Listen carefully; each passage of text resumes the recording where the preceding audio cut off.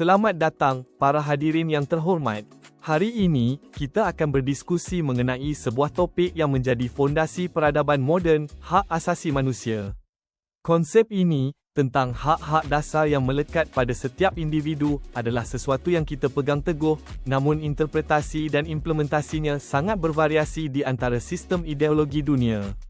Kita akan menelaah bagaimana liberalisme dan komunisme memandang dan mempraktikkan hak asasi manusia. Apakah HAM lebih berfokus pada kebebasan individu dari campur tangan negara, ataukah ia harus mencakup hak-hak ekonomi dan sosial yang dijamin oleh kolektif? Bersiaplah untuk mendalami argumen yang kaya, meninjau sejarah, dan merenungkan dilema-dilema moral yang muncul dari perbezaan pandangan ini. Mari kita selami lebih dalam bagaimana setiap ideologi berusaha melindungi dan mewujudkan martabat manusia.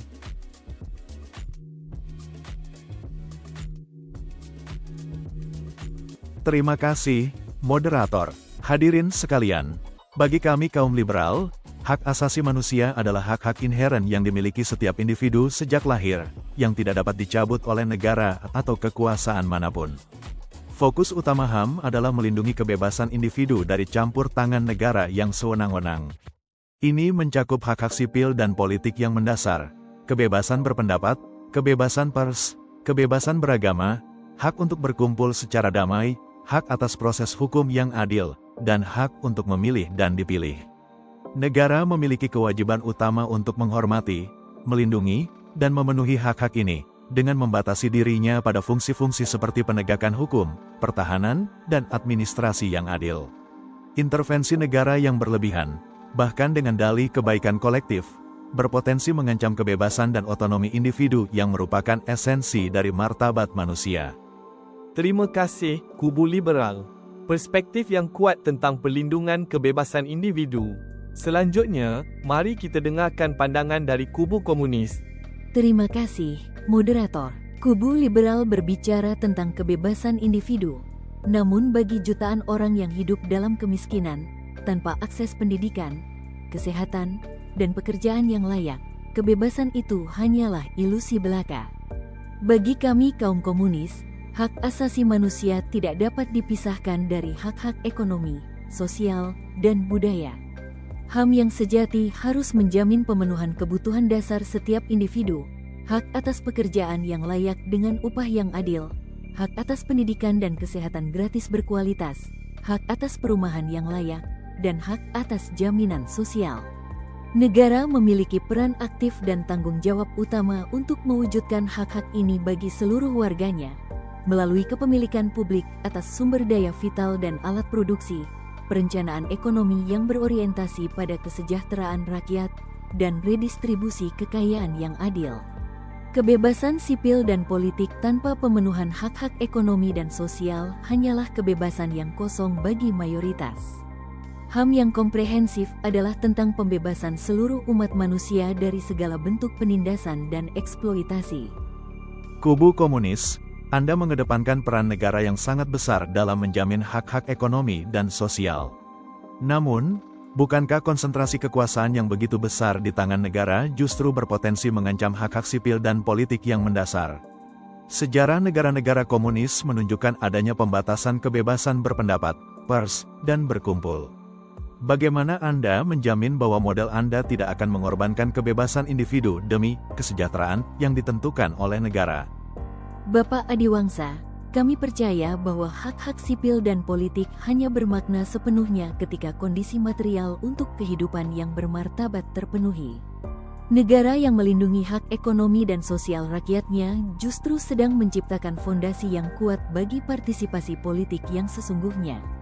Pembatasan kebebasan di negara-negara sosialis masa lalu seringkali terjadi dalam konteks ancaman dan tekanan dari kekuatan kapitalis global, serta praktik-praktik otoriter yang menyimpang dari prinsip-prinsip komunisme yang sebenarnya.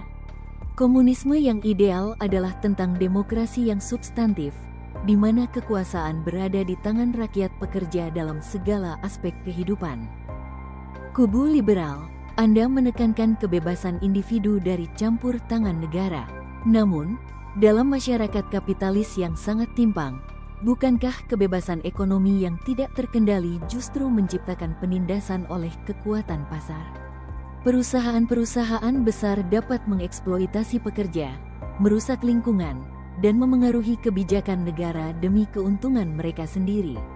Di mana letak kebebasan sejati bagi seorang buruh dengan upah rendah yang tidak memiliki daya tawar di hadapan korporasi raksasa? Kubu komunis, kami mengakui adanya potensi penyalahgunaan kekuasaan oleh korporasi.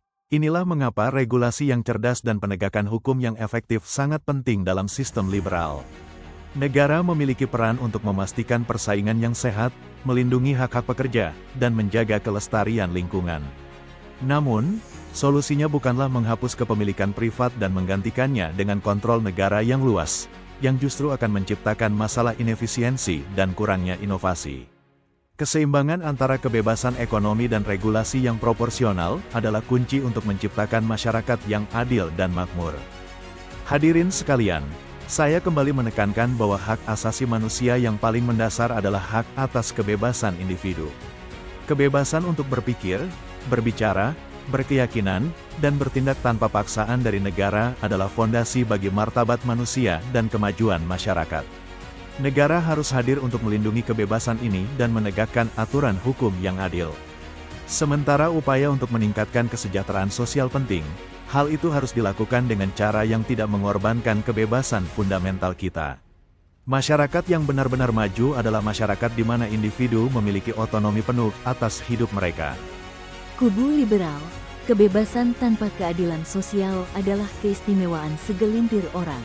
Hak asasi manusia yang sejati harus mencakup hak atas kehidupan yang layak bagi semua. Negara memiliki tanggung jawab moral dan praktis untuk memastikan bahwa tidak ada seorang pun yang hidup dalam kemiskinan, kelaparan, atau tanpa akses terhadap kebutuhan dasar. Ini bukan tentang mengorbankan kebebasan, melainkan tentang menciptakan kondisi material di mana setiap individu dapat menikmati kebebasan mereka secara penuh dan bermakna. Masyarakat yang adil dan setara adalah masyarakat di mana hak asasi manusia benar-benar dihormati dan diwujudkan bagi seluruh rakyat. Hadirin sekalian, kita telah melewati sebuah perdebatan yang mendalam dan esensial mengenai hak asasi manusia. Kita telah mendengar bagaimana liberalisme menggarisbawahi pentingnya hak-hak sipil dan politik seperti kebebasan berbicara, berkumpul, dan beragama sebagai inti dari HAM, dengan negara berperan sebagai pelindung hak-hak tersebut.